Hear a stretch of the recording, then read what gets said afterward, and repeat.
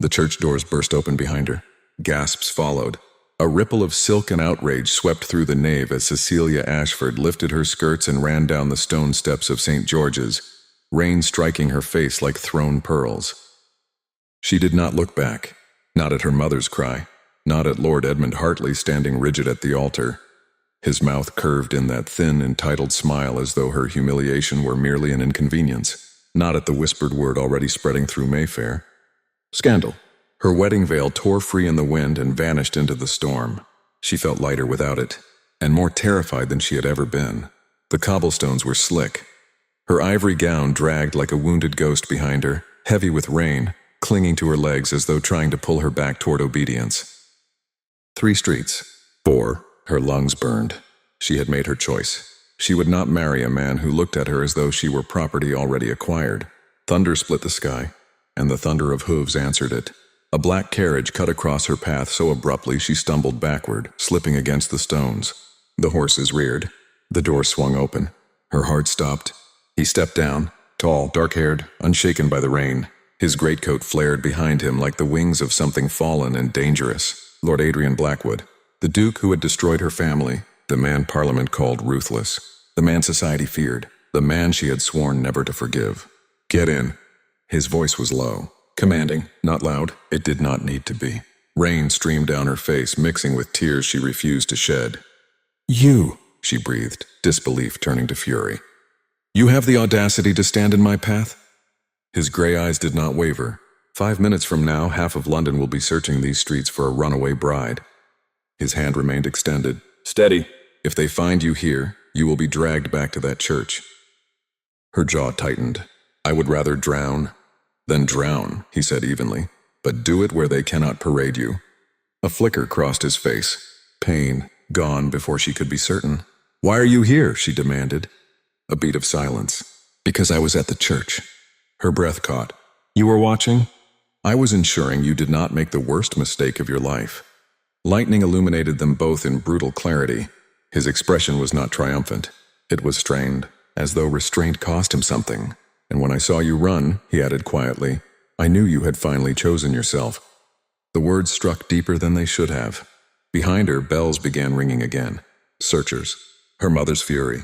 Hartley's vengeance. The life she was meant to accept. She looked at the Duke, at the man who had stood in Parliament 3 years ago and accused her father of fraud, at the man whose testimony had reduced the Ashford name to a whisper of disgrace, at the man she had hated with disciplined devotion, and yet he was offering her escape, not triumph, not mockery, escape.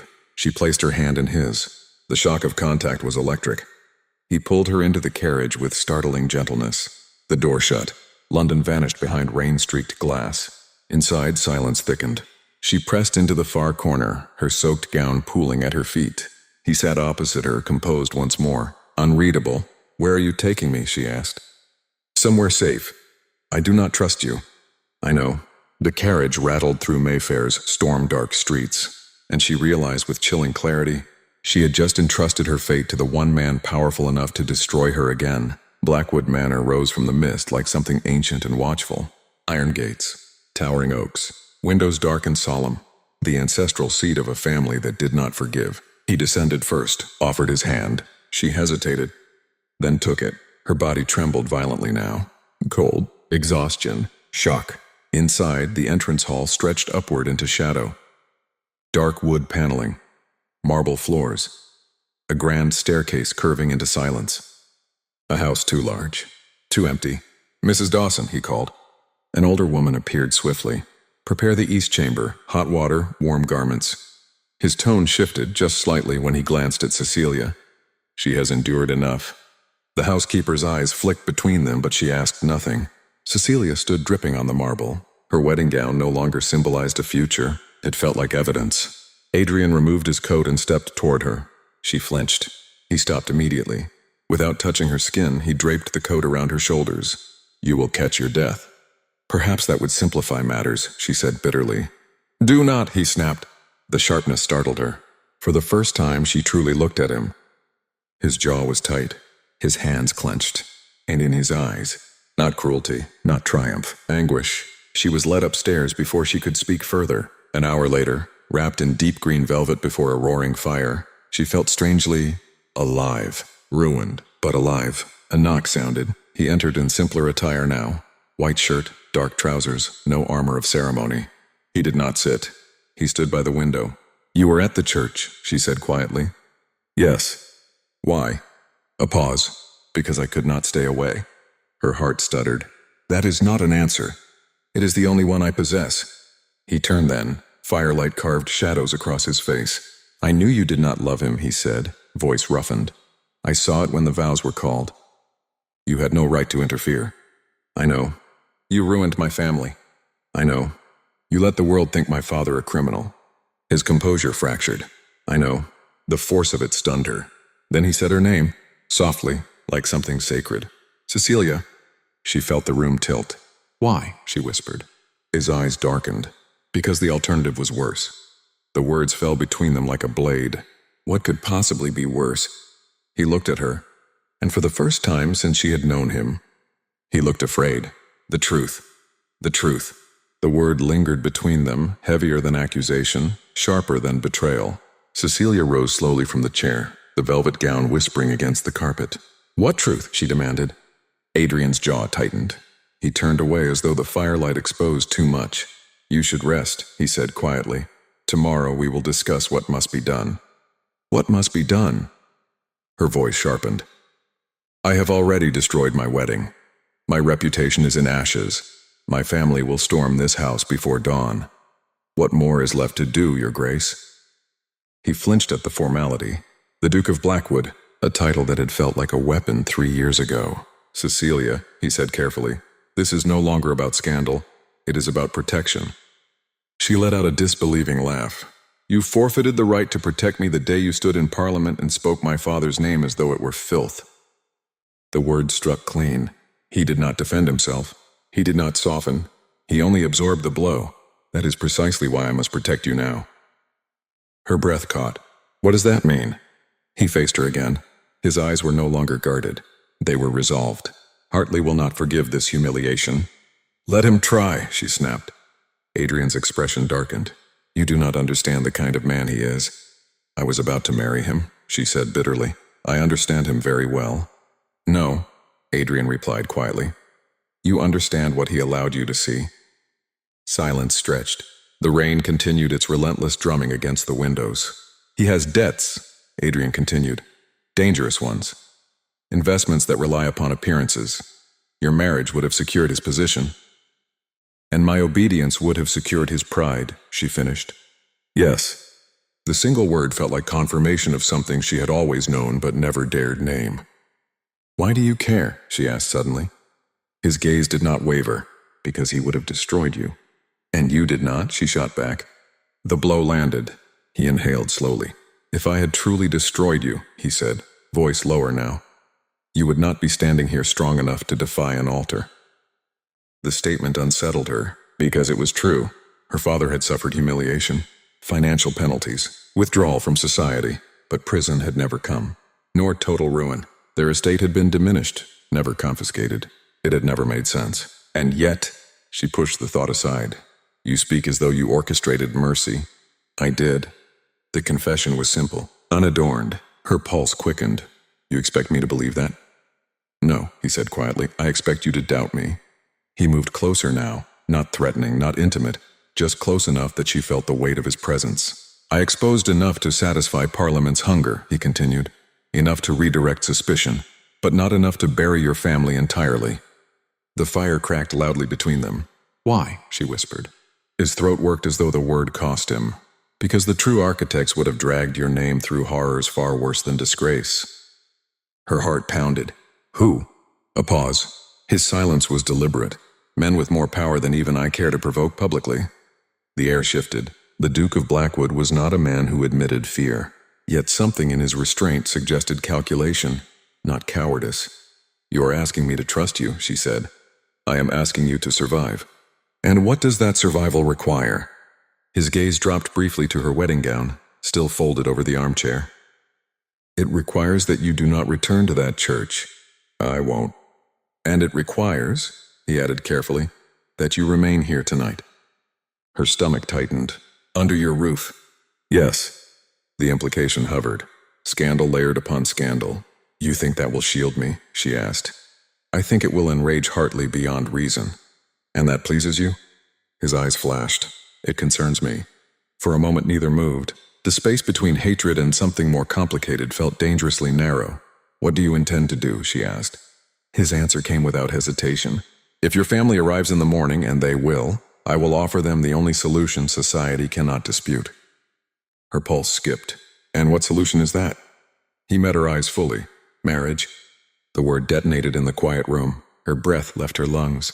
You cannot be serious. I have never been more serious. You despise my family. I despise what was done to you. You ruined us. I saved you, he said softly. The audacity of it, the conviction, it made her blood burn. Marriage would not repair what you broke. No, he agreed, but it would give you power instead of shame. Power. The word echoed in her mind. Not obedience, not arrangement. Power. You would marry a woman who publicly hates you? She asked. A flicker of something dangerous crossed his expression. I would marry a woman who has never once bowed to me. The admission unsettled her more than any argument. Outside, thunder rolled again. Somewhere beyond those gates, carriages would already be mobilizing. Her mother, her brother, Hartley. The storm was not finished. She swallowed. And if I refuse? His face hardened, not cruel, but braced. Then I will escort you wherever you choose to go. No coercion, no trap, only choice. And somehow, that terrified her more. If I refuse, she repeated softly, you would simply let me walk away? Yes. The answer came without hesitation. It unsettled her more than any command could have. Cecilia studied him in the firelight. This was not the triumphant architect of her family's disgrace. This was a man standing rigid, braced for rejection. You are offering marriage, she said slowly, as though it were a shield. It is, he replied. A duke's name can silence what a gentleman's cannot. You speak of titles as weapons. In our world they are. She hated that he was right. She hated more that part of her felt protected. A distant rumble broke through the storm. Not thunder. Wheels. Several of them. Her spine straightened. They have found me. Adrian did not curse. He did not pace. He merely moved toward the window, parted the curtain slightly, and observed the approaching lights through rain-streaked glass. 5 carriages, he murmured. Your family. And Hartley. The inevitability of it settled heavily in her chest. Let me face them alone, she said. No. The word was quiet. Absolute. This is my house, he continued. You entered under my protection. You will not stand alone in my hall. I did not ask for your protection. You took it when you stepped into my carriage. Their gazes locked. The air shifted. Not anger. Something deeper. Something unspoken. The wheels crunched to a stop outside the manor gates. Cecilia's pulse pounded in her ears. You realize, she said, that if I stand beside you tonight, there will be no undoing it. I am aware. You will be accused of seduction. I am accustomed to accusation. You will be challenged. A faint, humorless smile touched his mouth. I have been challenged before. Her throat tightened. And if I choose you? He stilled. The question hung fragile and dangerous between them. If you choose me, he said carefully, it will not be because you are cornered. The front doors below opened with a violent echo. Voices. Her mother's sharp cry. Her brother's fury. Hartley's controlled icy tone. Cecilia closed her eyes for a single breath. When she opened them again, she was no longer trembling. I will not return to that altar, she said clearly. Adrian inclined his head. I would not permit it. Do not mistake me, she added. This is not forgiveness. I would never presume it. And it is not gratitude. I would not accept it. Silence. Then, what is it? He asked. She swallowed. It is survival. A flicker, something almost like relief, crossed his face. That is enough. Footsteps thundered across the marble below. Her mother's voice carried upward. Cecilia! Adrian offered his hand. Not commanding. Not demanding. Waiting. The choice again. She stared at it. At the steady strength in his fingers. At the man who had let her hate him. Who was willing to face her family's fury. Who had watched her run from an altar and had not dragged her back. Her heart pounded. Pride warred with instinct. Hatred warred with something far more dangerous. She placed her hand in his. This time it was not desperation. It was decision. He did not grip tightly. He did not pull. He simply held her there beside him. Equal. Below them, the entrance hall became a battlefield of raised voices and scandalized outrage. But in that brief moment before they descended, before explanations, Before accusations, before society sharpened its knives, Adrian leaned closer, his voice low enough that only she could hear. I will not let them shame you. Her breath caught. You cannot stop them. No, he said quietly, but I can stand between you and it. For the first time since she had fled the church, Cecilia felt something shift. Not forgiveness. Not yet, but doubt. And doubt, she realized, was the first crack in hatred. Very well, she whispered. The doors below slammed shut. Her mother's sob echoed upward. Adrian straightened, composure settling over him like armor.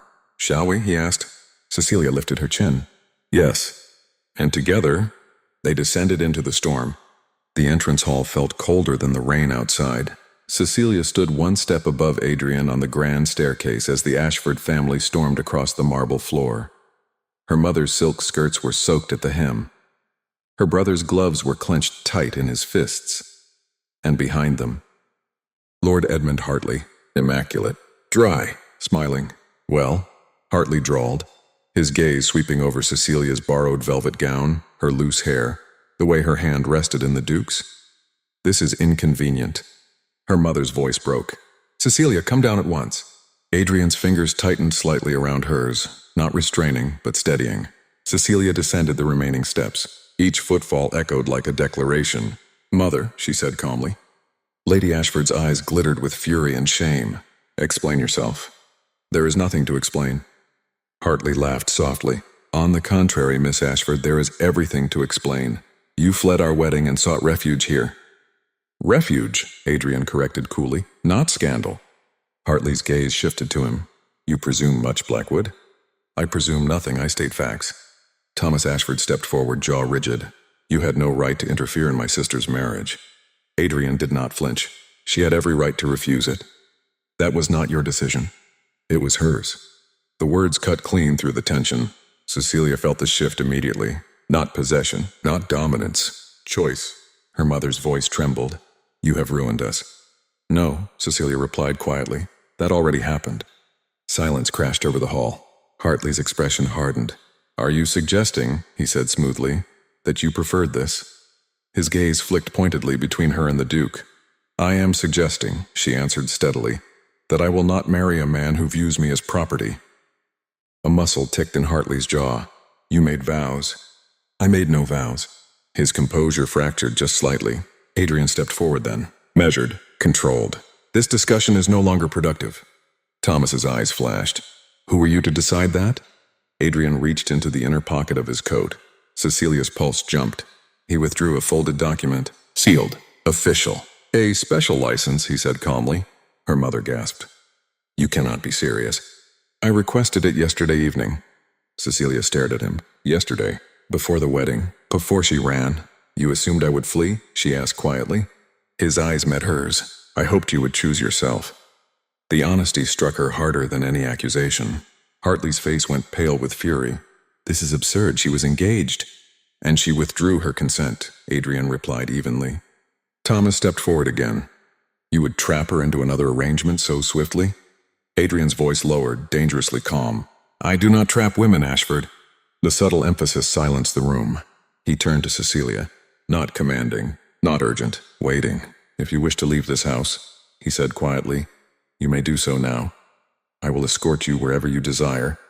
Her family watched her like judges awaiting confession. Hartley's eyes burned with possession. Her mother trembled between outrage and desperation. Cecilia felt the weight of it all. Scandal, exile, freedom. And beneath it, the echo of a single word from earlier that night. Truth. Why yesterday? She asked him softly. Adrian hesitated. For the first time since she had known him. He hesitated. Because, he said carefully, there were matters that could no longer remain buried. Her breath caught. What matters? His jaw tightened. Hartley's gaze sharpened. The air shifted. Dangerous. Delicate. Adrian did not answer her. Instead, he looked at Hartley, and something unreadable passed between them. Cecilia felt it immediately. This was no longer merely about a broken engagement. There was something else. Something older, something hidden. Say it, she whispered. Adrian's voice dropped low enough that only she could hear. If I speak tonight, there will be no returning to the life you knew. I have already left it. A flicker of pain crossed his face. Not entirely. Her heart began to race. What are you not telling me? Before he could answer, Hartley laughed. Cold. Go on, Blackwood, he said softly. Tell them all. Adrian's expression hardened. Cecilia turned slowly toward her former groom. What does he mean? Hartley stepped closer. I mean, he said silkily, that the Duke has always been more invested in your family's affairs than you realized. Her pulse roared in her ears. Adrian's voice cut sharply through the hall. Enough! But it was too late. The doubt had ignited. Cecilia looked at him. Not with hatred, not with trust. With uncertainty. What truth? She asked again. And this time, the question was no longer about her father. The hall felt smaller, airless. Every eye moved between them as though witnessing a duel no one understood. What truth? Cecilia repeated. Her voice was no longer trembling. It was steady, demanding. Adrian did not look at Hartley. He looked only at her, and for the first time since she had known him, he looked cornered. This is neither the time nor the place, he said quietly. Hartley's smile widened. On the contrary, I believe it is precisely the time. Thomas Ashford stepped forward again. If there is something to be said, Blackwood, you will say it. Adrian's gaze sharpened. You presume authority in my house? I presume authority as her brother, and I presume responsibility as the man who intends to marry her. The statement cracked through the hall like a whip. Cecilia's breath caught. He had not asked her again. He had stated it, not as ownership, as intention. Hartley's composure fractured further. You speak boldly for a man who kept secrets. The word landed heavily. Cecilia turned slowly to Adrian. What secrets? A long silence followed. Too long. Her stomach tightened. Adrian. The use of his name in front of her family felt intimate. Vulnerable. He inhaled once. Deep. Measured. 3 years ago, he said evenly. When the investigation began into your father's affairs, her mother stiffened. Do not drag that horror into this house again. It never left it, he replied quietly. Cecilia felt something inside her twist. Go on, she said. Adrian's eyes flicked to Hartley briefly, a warning, then back to her. The accusations were not limited to financial misconduct. Her pulse spiked. What do you mean? They were prepared to charge him criminally, Adrian continued. Forgery, conspiracy, treason by implication of foreign investments. Her brother swore under his breath. That was never announced, Thomas said sharply. No, Adrian replied, because I ensured it was not. Cecilia stared at him. You ensured? I negotiated. With whom? She whispered. Men who required a scapegoat. The word echoed in the vast hall. Her chest felt tight. And you chose my father? I chose the lesser ruin. Rage flared instinctively. You call public disgrace lesser? Yes. The answer came without hesitation. And prison? He continued evenly. And transportation? And your mother dragged through courts? And your dowry seized entirely? That would have been the greater ruin. Silence fell. Her mother swayed slightly. Thomas caught her arm. Cecilia's heart pounded painfully. You never told us, she said. No. Why? His voice lowered. Because your father begged me not to. The room shifted. Even Hartley's smile faltered. My father, she whispered. Yes. Adrian's jaw tightened. He came to me the night before the evidence was to be presented. He knew the truth. He knew he had been used. He knew he would not survive the scandal. Cecilia felt the floor tilt. He asked me to protect you. The word struck like a physical blow. No, she breathed. Yes. Her mother's face drained of color. That is not true, Lady Ashford whispered. He would never... He would, Adrian said gently, for her. He looked at Cecilia when he said it. Not at the room, not at society, only at her. I made arrangements, he continued. I directed the investigation toward financial negligence. Nothing more. I absorbed the rest. And you let us hate you, she said faintly. Yes. The hall was utterly silent now. Cecilia's vision blurred. You let me despise you. Yes. Why? She demanded, voice cracking. Why endure that? His answer was quiet. Because it was easier than watching you despise your father. The words stole the air from her lungs. She felt something break open inside her. Memories. Her father's hollow eyes. His shame. His refusal to speak of that final meeting before Parliament. Had he known? Had he carried that secret to his grave? Hartley recovered first. How convenient, he drawled. A noble sacrifice years too late. Adrian's expression hardened. I did not do it for applause. You did it to bind her to you, Hartley snapped. Cecilia turned sharply. No. The word surprised even her. She looked at Adrian again. He had never once claimed her, never once used the secret to sway her. Even tonight, he had offered her choice. Her chest tightened painfully. "You should have told me," she whispered. "Yes." The admission was immediate, unshielded. "I was wrong in that." Vulnerability flickered in his eyes, for the first time. He looked uncertain, not powerful, not feared, just a man waiting for her judgment. And Cecilia realized something devastating. She no longer knew which wound hurt more, the lie she had believed, or the years she had wasted hating him. The silence in the hall no longer felt explosive. It felt fragile, as though one wrong word would shatter everything beyond repair. Cecilia stood very still, her pulse thundering in her ears. "You let me hate you," she said again, quieter now. "Yes. You watched me cross ballrooms to avoid you. Yes. You listened while my mother called you a monster." A flicker of pain passed through his eyes. "Yes." Her throat tightened. "And you said nothing." Adrian did not defend himself. "I gave your father my word." The simplicity of it undid her. A duke's word, a promise sealed in private, carried alone. Her brother broke the silence first. "You expect us to believe this now?" Thomas demanded, after years of silence. "I expect nothing," Adrian replied evenly, "least of all forgiveness." Hartley stepped forward again, anger sharpening his voice. "This is convenient theater, a grand confession to secure her gratitude." Cecilia turned on him with sudden steel. He did not confess to secure anything. The room stilled. Hartley stared at her. "You believe him?" She hesitated, not because she doubted Adrian, but because believing him changed everything. "I believe," she said carefully, "that my father met him privately before the investigation."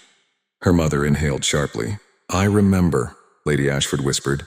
"He came home that evening, altered, quiet, resolved." Cecilia's breath faltered. A memory surfaced. Her father had embraced her longer than usual that night, as though saying farewell. She looked at Adrian.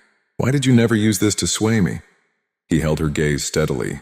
"Because love extracted by guilt is not love." The word struck her deeper than any declaration could have. Love. He had said it plainly, in front of her family, without demand, without expectation. Hartley laughed harshly. "Romantic nonsense." Adrian's expression cooled. "I am not attempting to impress you, Hartley." "You expect her to marry you out of what, pity?" "No," Adrian replied, "out of choice." He turned back to Cecilia, and for the first time since this confrontation began, his composure cracked. "If you walk away now," he said quietly, "I will not stop you." Her heart clenched. "You will not fight?" "I have fought enough for you without your consent." The honesty stunned her. "I will not bind you with obligation," he continued. "If you marry me, it will be because you desire it." The storm outside had quieted. The house seemed to hold its breath. Cecilia's mind raced. 3 years of hatred, 3 years of grief, 3 years of believing him the architect of her father's ruin. And yet, he had stood in silence. He had borne it. He had waited. "You loved me," she said softly. The words trembled between them. "Yes." No hesitation, no disguise. "How long?"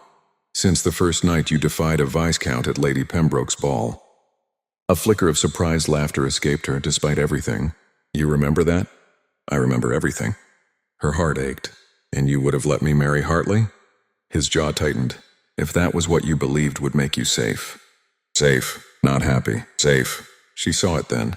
The constant restraint, the distance he had forced between them. Not indifference. Protection. "I nearly tied myself to a man who saw me as leverage," she said quietly. Adrian's eyes darkened.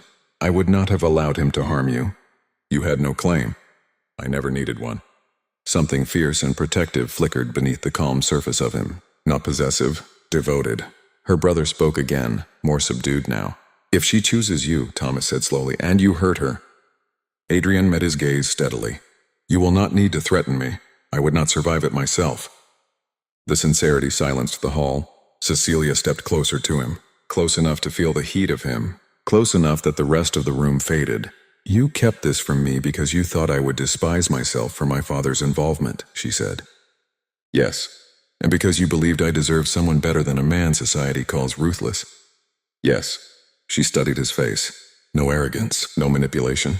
Only fear, not of scandal, of losing her. "You are a fool," she whispered. A faint crease appeared between his brows. "I am aware. You do not get to decide what I deserve." His breath caught. Cecilia, you protected my family, she said, voice strengthening.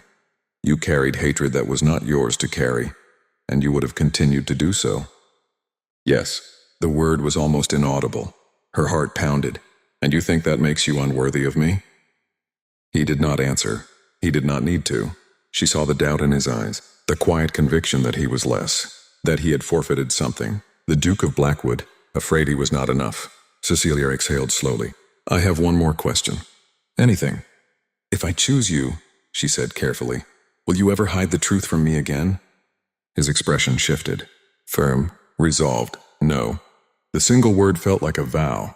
Silence lingered. Every gaze in the room fixed upon her. This was no longer about scandal, or pride, or even love. It was about trust, and whether she was brave enough to build something upon it. Trust. It trembled between them, delicate as glass and just as capable of cutting. Cecilia felt every eye upon her. Her mother's despair, her brother's guarded fury, Hartley's simmering contempt, the servants frozen along the walls. And Adrian. He did not reach for her, did not press his advantage. He simply stood there, proud, still, and uncertain in a way that made him more human than she had ever allowed him to be. If I choose you, she said slowly, I lose society. Yes. My mother's approval. A flicker of pain crossed Lady Ashford's face. Yes. My place in every ballroom that once welcomed me. Yes. And in return, she asked. His voice did not waver. In return, you gain a husband who will never treat you as leverage, a house where your voice is not ornamental, and a life that belongs to you. The hall was silent enough to hear the faint crackle of the hearth. Hartley scoffed. You would trade legacy for rebellion? Cecilia turned to him. I would trade confinement for freedom. His composure finally snapped. You will regret this. Perhaps, she replied evenly. But if I regret anything, it will be that I did not choose sooner. Her mother made a broken sound. Cecilia, he divided this family. No, Cecilia said gently. Secrets did. She looked at Adrian again. You once said the alternative was worse than disgrace. Yes, you were wrong about one thing. His brow furrowed slightly. What? You should have trusted me with the truth. The admission was not accusation. It was clarity. He bowed his head slightly. You deserved it. And now, she continued, stepping closer to him, I deserve a choice. His breath stilled. Cecilia. She reached for his hand first. Gasps rippled across the hall. I will not marry you out of gratitude, she said clearly. I would never ask it.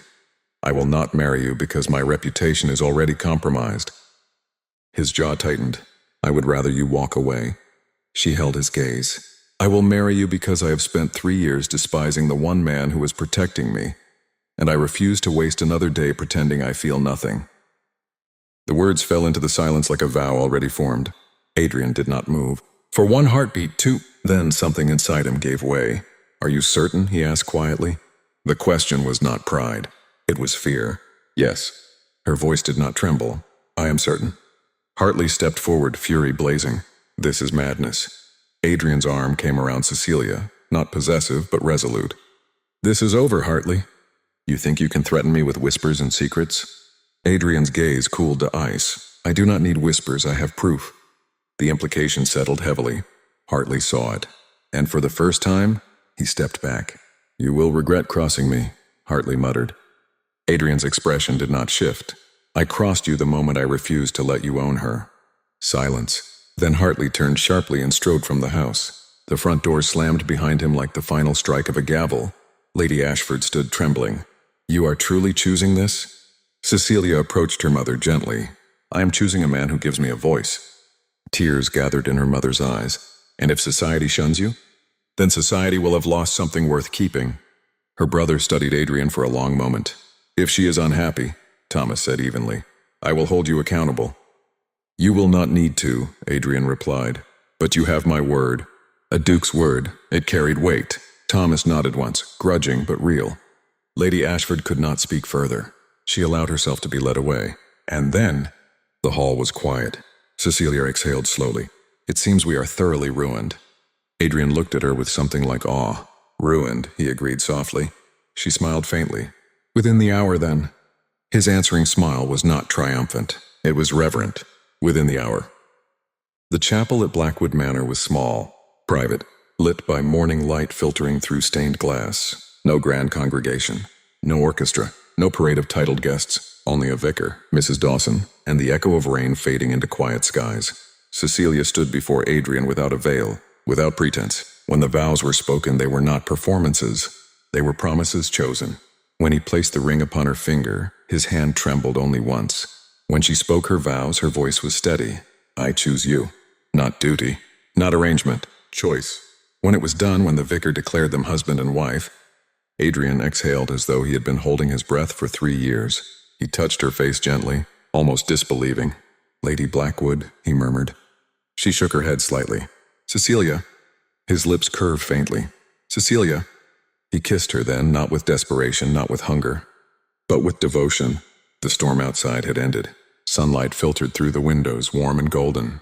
The world beyond Blackwood Manor would whisper, would judge, would speculate. Let it.